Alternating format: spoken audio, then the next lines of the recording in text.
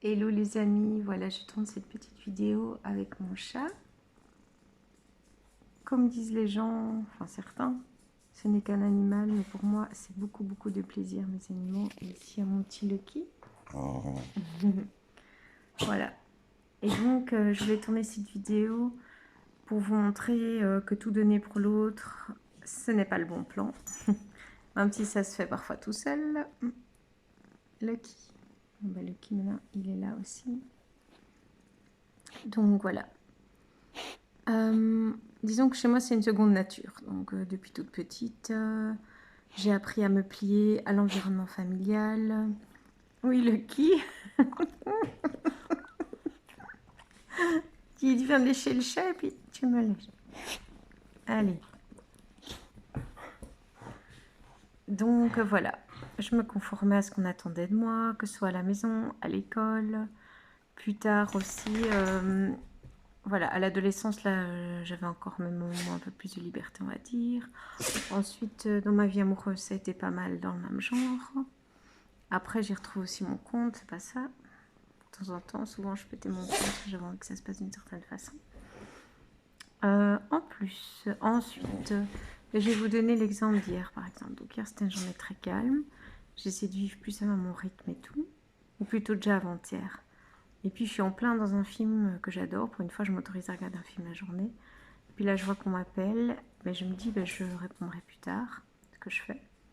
Après, si j'ai passé un chouette moment, c'était cool. Mais j'étais déjà prête à tout interrompre pour répondre, pour être là pour l'autre. Hier soir, rebelote, une copine m'écrit pour l'arrangement pour se voir. Direct, je me sens obligée de répondre direct, alors qu'il n'y a pas d'urgence. Parfois, c'est une peur d'oublier, mais ça peut aussi être ce côté, comme j'avais un de mes travails où on répond tout de suite, on fait plein de trucs en même temps, on est là pour l'autre. Et ici aussi, ce matin, je me réveille tôt, je suis à disposition. Mon amoureux m'appelle de mauvais poil parce qu'il arrive en retard au boulot. Enfin, pas en retard, mais il aime bien arriver en avance, on va dire. Et là, rebelote, je me prends la colère.